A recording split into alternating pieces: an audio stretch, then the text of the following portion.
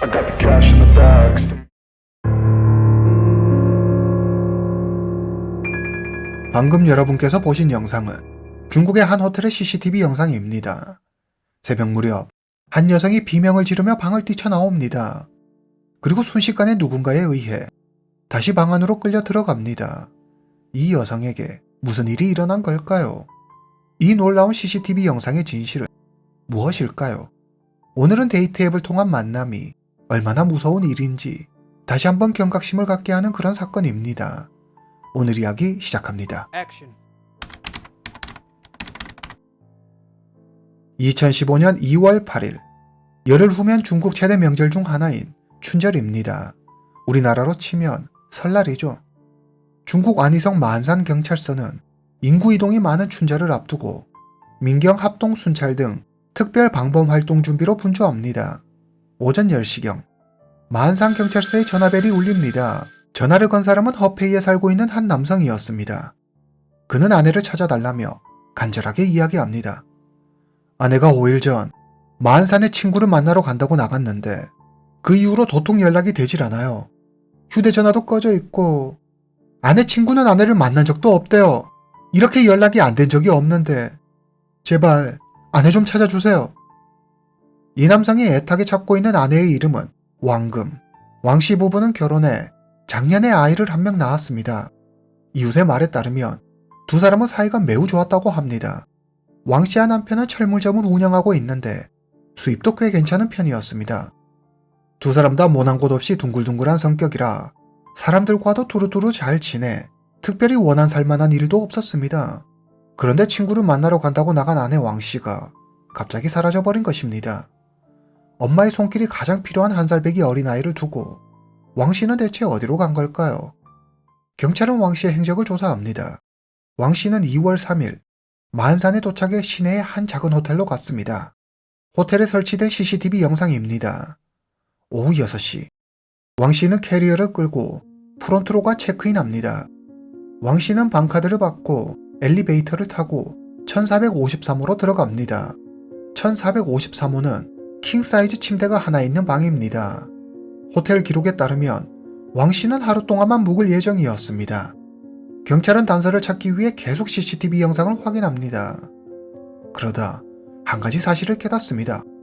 CCTV 영상에는 왕씨가 호텔 방으로 들어가는 모습만 찍혔을 뿐 나오는 모습이 없었습니다. 체크아웃을 한 시간은 다음 날인 2월 4일 아침 8시 28분입니다. 그런데 왕씨가 아닌 모자를 푹 눌러 쓴 남성이 체크아웃을 하고 있었습니다. 왕씨의 남편과 친구는 영상 속의 남성을 처음 보는 사람이라고 했습니다. 이 의문의 남성과 사라진 왕씨 사이에는 어떤 관련이 있는 걸까요? 경찰은 CCTV 영상을 다시 앞으로 돌려봅니다. 의문의 남성이 호텔 CCTV에 처음 나타난 시간은 왕씨가 호텔 체크인을 하고 약 6시간이 지난 후인 2월 4일 밤 12시 19분이었습니다. 남성이 14층의 모습을 드러냅니다. 혼자였고 그의 손에는 아무것도 들려있지 않았습니다. 그는 엘리베이터에서 내려 곧장 1453호로 가더니 방 초인종을 누릅니다. 아무 반응이 없자 그는 문을 두드립니다. 잠시 후 방문이 열리고 남성이 방 안으로 들어갑니다. 왕씨는 1453호 방으로 들어간 후 한 번도 나온 적이 없습니다. 그렇다면 이 의문의 남성에게 방문을 열어준 사람은 왕씨일 확률이 높습니다. CCTV 영상을 보면 남성은 강제로 문을 열거나 하는 시도 없이 누군가 열어주는 문으로 자연스럽게 들어갑니다. 10분 후 남성은 방을 나오더니 잠시 후 다시 방으로 들어갑니다. 경찰은 계속해서 CCTV 영상을 주시합니다. 새벽 2시 놀라운 장면이 찍혀 있었습니다. 왕씨로 보이는 여성이 도망치듯 황급히 문을 열고 밖으로 나옵니다. 영상을 자세히 살펴보니 왕금, 그러니까 신고자의 아내 왕씨가 맞았습니다. 왕씨가 문 밖으로 나오는 순간 뒤에서 손이 나타나더니 강한 힘으로 왕씨를 방 안으로 끌고 들어갑니다. 왕씨는 신발도 신고 있지 않은 채 공포에 질린 듯한 모습이었습니다. 왕씨는 뒤에서 나타난 손에 의해 바로 방으로 다시 끌려갔고 곧 방문은 닫혔습니다. 그리고 방 밖으로 나온 그녀의 모습은 확인할 수 없었습니다. 경찰은 왕씨의 실종이 이 의문의 남성과 100% 관련이 있다고 확신합니다. 새벽 3시 46분. 남성은 방문을 열고 주위를 살피더니 다시 방문을 닫습니다. 새벽 4시 45분. 남성은 혼자 방 밖으로 나옵니다. 그는 모자를 쓰고 방카드를 손에 쥔 채 엘리베이터로 갑니다. 그리고 호텔을 나와 PC방으로 가더니 과실주 한 병을 사가지고 다시 호텔로 돌아옵니다. 새벽 5시 22분. 남성은 방카드를 이용해 1453호로 들어갑니다. 새벽 6시 43분. 남성은 다시 방을 나와 1층 프론트 데스크로 갑니다. 직원과 몇 마디 이야기를 나누더니 밖으로 나갑니다. 이 남성은 모두가 잠든 시간에 왜 잠도 자지 않고 혼자 계속 방을 들락날락 하는 걸까요?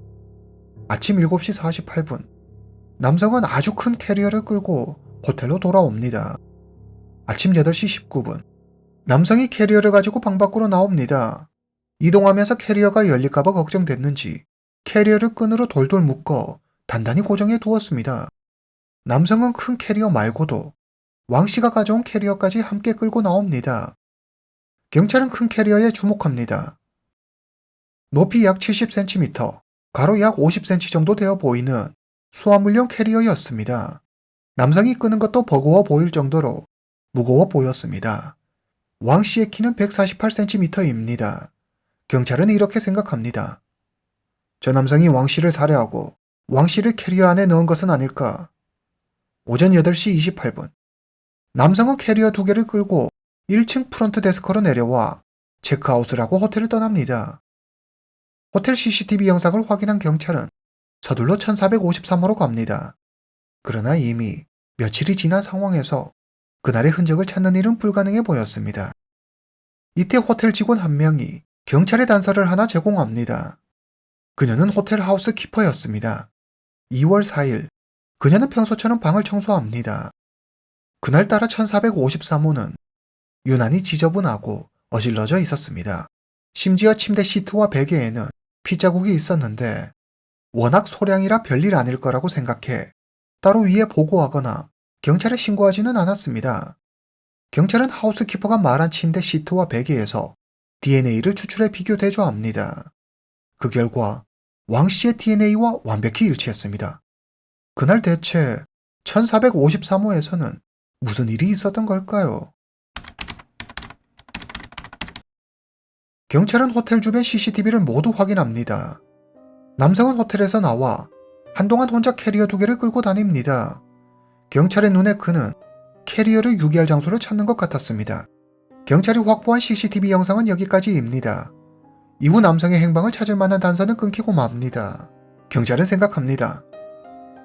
아침 8시면 한창 출근 시간인데 이 시간에 혼자 캐리어 2개를 끌고 버스를 타지는 않았을 테고 분명 택시를 타고 이동했을 거야. 경찰은 왕씨가 사라진 호텔 부근에 있는 택시 기사들을 상대로 탐문조사를 실시합니다. 얼마 뒤 해당 남성을 태운 택시기사를 찾아냅니다.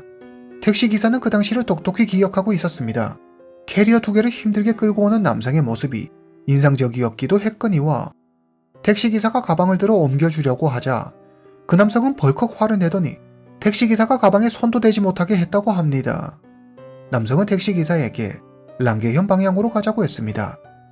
오전 10시경 남성은 시외로 가는 택시들이 많이 모여있는 곳에 다다르자 택시를 세우라고 합니다. 경찰은 남성이 이곳에서 내려 랑게현으로 가는 택시를 갈아탔을 것이라고 추정합니다. 경찰은 랑게현으로 향합니다. 그들은 마한산에서 랑게현으로 가는 국도와 고속도로에 설치된 CCTV 영상을 확보합니다. 마한산에서 랑게현까지는 약 2시간 정도 소요됩니다. 경찰은 먼저 낮 12시경 CCTV 영상을 확인합니다. 택시 한 대가 그들의 이목을 집중시켰습니다. 승객의 차림새와 전체적인 몸의 윤곽 등 경찰이 찾고 있는 그 남성과 동일 인물의 가능성이 컸습니다. 경찰은 차량 번호를 조회해 택시기사에게 연락합니다. 택시기사의 말에 따르면 남성은 랑게현 십자점 부근에서 내렸다고 했습니다. 안타깝게도 그곳은 CCTV가 거의 설치되어 있지 않은 외곽 지역입니다. CCTV가 설치되어 있다 한들 화질이 선명하지 못해 인물의 신원을 파악하기도 힘들었습니다. 경찰은 꽤 오랜 시간 수사를 진행하지만 남성이 택시에서 내렸다는 십자점 부근에서는 더 이상 유의미한 단서를 찾기 어렵다고 판단합니다. 남성은 사건 당일 새벽 호텔 주변 PC방에 갔습니다. 그는 마한산의 지리를 잘 알고 있는 사람일 수도 있습니다. 경찰은 남성의 동선을 역추적합니다. 사건 당일 밤 11시 남성은 PC방을 나와 호텔로 향합니다. 이보다 앞 시간의 영상을 확인합니다. 저녁 7시 남성이 PC방으로 들어옵니다. 그리고 신분증을 꺼내 출입명부에 뭔가를 적습니다. 출입명부. 어쩌면 그의 이름이 적혀 있을지도 모릅니다. 경찰은 즉시 PC방으로 출동합니다. 출입명부에 적힌 남성의 이름은 최유화, 나이 28세.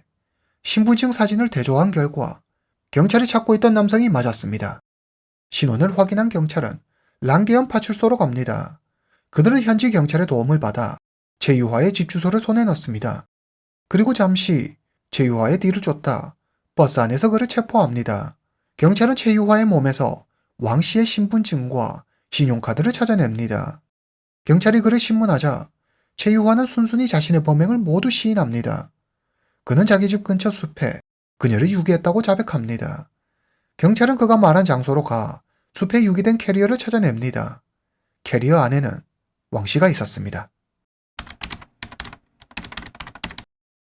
최유화는 1987년생으로 랑계현에 살고 있습니다.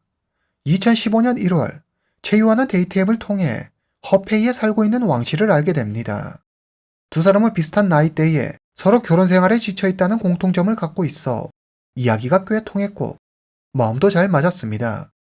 데이트 앱은 그들에게 신세계를 보여주었습니다. 데이트 앱을 통해 만난 두 사람은 서로에게 이끌렸고 사랑을 느낍니다. 그러다 2월 3일 두 사람은 직접 만나기로 약속합니다. 왕 씨는 남편에게 친구를 만나러 간다고 말하고 2월 3일 마한산으로 갑니다. 사실 왕 씨가 친구를 만나기로 약속한 날은 2월 4일이었습니다. 그녀는 친구를 만난다는 구실을 만들어 2월 3일 최유화를 만날 셈이었죠.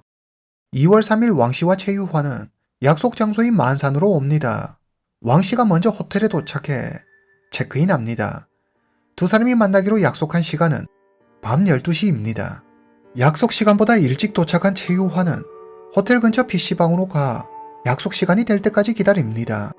밤 12시가 되고 최유화는 1453호로 들어갑니다. 두 사람은 어색한 인사를 나누고 왕씨가 최유화에게 1층 프론터로 가서 1453호에 함께 숙박할 거라며 체크인하고 오라고 합니다. 최유화는 방을 나와 왕씨가 시키는 대로 1층 프론터로 가는 척 하더니 가지 않고 다시 1453호로 돌아갑니다. 두 사람은 관계를 맺습니다. 관계가 끝나고 왕씨가 말합니다. 유아씨, 방값은 당신이 낼 거죠? 호텔 숙박비는 200위안, 우리 돈 약 4만원 정도입니다. 그런데 여기서 문제가 하나 생겼습니다. 사실 최유화는 200위안이 없었습니다. 최유화가 돈 한 푼 없다는 사실에 왕씨는 어이없어하며 최유화에게 화를 냅니다. 왕씨와 최유화 두 사람은 서로 방값을 내라며 싸웁니다. 왕씨가 말합니다. 돈도 없는 거지 주제에 날 만나러 온 거야? 뭐 이런 거지 같은 게 다 있어. 너 진짜 돈 안 내면 내가 가만 안 둬. 왕씨의 말에 화난 최유화는 힘으로 왕씨를 제압합니다. 그의 눈에 침대 옆 서랍 위에 놓여있는 왕씨의 지갑이 들어옵니다. 지갑에는 현금 1000위안, 우리 돈 약 19만 원과 신용카드 몇 장이 들어있었습니다.